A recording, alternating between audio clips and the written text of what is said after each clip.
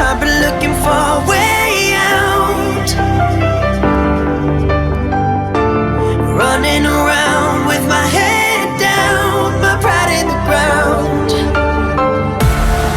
They told me I was only burden bound. Now I walk the line on the higher ground, my pride in the clouds, while they keep running in circles.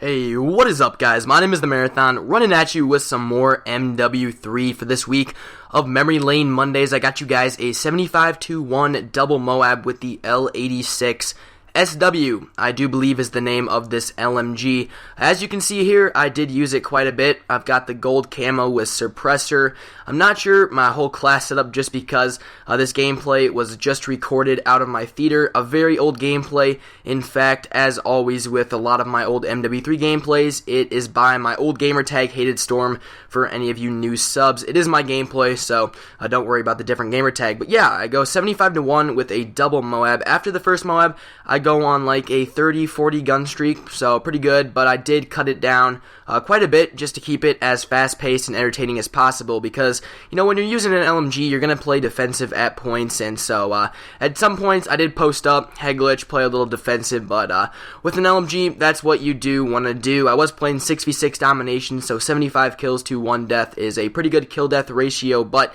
today I did have something in mind that I want to talk about that I will get to in 1 second. Real quickly, yesterday I posted 2 videos. One was my another week of replacement runners, and the other was a Harlem Shake video that my friends and I made. Make sure you guys go check them out. The Harlem Shake video is doing a-okay. The replacement runners video, not so much. And I know the replacement runners videos, I know those aren't some people's favorites to watch just because they aren't me, but you know, I do think that those people that I post have a lot of potential and do deserve some exposure, so make sure you go check those videos out and drop a like on them if you haven't seen them yet. YouTube's been kind of screwing me over lately with videos not hitting everyone's sub boxes, but it is what it is.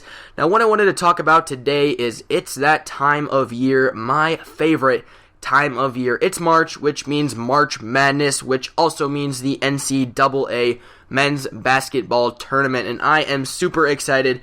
This year, there is really not one team that is so much more powerful than all the others. Anyone can win it. It is up for grabs, and that really makes it hard to make predictions. Now, today, I am going to tell you guys my bracket predictions. Now, these choices are subject to change for my competitive brackets that I enter in contests for a little bit of money, but these picks are all going to be off the top of my head, and I'm going to try to do the best. Now, I will spend a couple days here on Tuesday and Wednesday, kind of, you know, researching a little more into each team. That way I can make more educational picks, but I'm just going to go off my guts. Basketball is my favorite sport. College basketball is my favorite sport to watch of all time. I love college basketball. It's great, so I can't wait for the tournament on Thursday. I will be going to a big party that one of my basketball coaches hosts, oddly enough, and we have a bunch of food and watch a bunch of games, so it'll be a lot of fun. So let's get into my predictions. Now, I'm just going to go region by region, and we'll start with the Sweet 16 because round of 32 doesn't really matter. Most of the games are pretty obvious. You know, you would expect a lot of the higher seeds to advance. Now, this year there probably are going to be quite a few upsets. I haven't really picked out my sleeper team for this year, but here we go. We're going to start with the Midwest, which Louisville is the number 1 seed in that region, as well as the number 1 overall seed, which I was kind of surprised at.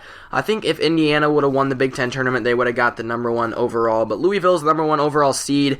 And then the Sweet 16, on one half of the Midwest, I have Louisville versus St. Louis. St. Louis is a very underrated team. I could see them going pretty far, but I have them again in the Sweet 16 versus Louisville. On the other side, I got Michigan State versus Duke on the other side. And in the Elite Eight, I have Louisville versus Duke, and I have Duke advancing to the Final Four. I think Duke was struggling at one point in the season, but now that they have Ryan Kelly back, he's a really good player, good shooter, good big man, very versatile player. I think they're going to go pretty far. So I have Duke going into the Final Four out of the Midwest region. Down to the West, which Gonzaga is the number 1 seed in. Gonzaga, a lot of people don't really know about them because they don't really play that great of teams. I have played a couple good teams. I think their best win is against Kansas State, which is a 4 seed in the tournament. So it's not like they've played a bunch of good teams. So are they good? Are they not? Their record says they are, but you never know just because of their strength of schedule. I do have Gonzaga in the Sweet 16 against Wisconsin. And in the other half, I have Ohio State versus New Mexico. New Mexico is a very, very underrated team. I have them advancing to the Elite Eight as well, past Ohio State, where they will face Wisconsin, in my opinion. And between Wisconsin and New Mexico in the Elite Eight, I have Wisconsin going to the Final Four. I have seen Wisconsin play. I've seen them beat my Indiana Hoosiers twice this season, and they're a very good team. I can see them going pretty deep in the tournament. Now we'll go up to the South region, where Kansas is the number 1 seed, and I have them in the Sweet 16 against Michigan, where I have Kansas moving on to the Elite 8. On the other half of the bracket, I've got Georgetown versus Minnesota. Now, Minnesota is an 11 seed, so that's a little different for them to be in the Sweet 16. I actually have Minnesota beating Georgetown and going to the Elite 8 against Kansas. Minnesota is also a very good team. I think they're going to be one of those sleepers that can beat lots of people. UCLA is a good team. That's who Minnesota plays in the first round, but Minnesota matches up really well against UCLA's athleticism and their shooting. So I think I have Minnesota going to the Elite 8 against Kansas, believe it or not. I think they're going to be one of my sleeper teams. The Big Ten was, in my opinion, the best conference, strongest conference this year, so I see a lot of Big Ten teams having success. I have Kansas in the Final Four, and that leaves with the last region, the East, where my Hoosiers, the Indiana Hoosiers, are the number 1 seed, and I do have them advancing to the Sweet 16 against Syracuse, where I, have Indiana moving on to the Elite 8. On the other half of the bracket, I have Miami and Marquette in the Sweet 16, with Miami moving on to the Elite 8, where sadly I do think Miami will beat Indiana and move on into the Final Four.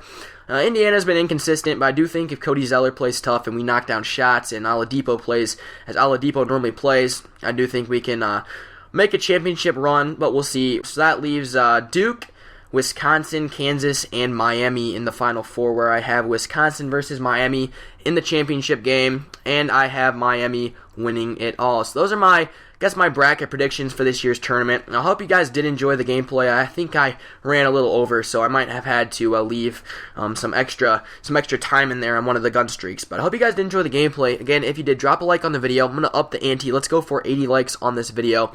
If you do enjoy, a like rating is always appreciated. Again, feel free to leave who you think is going to win the national championship in the comment section below. My name is The Marathon, and I will talk to you guys later. See ya.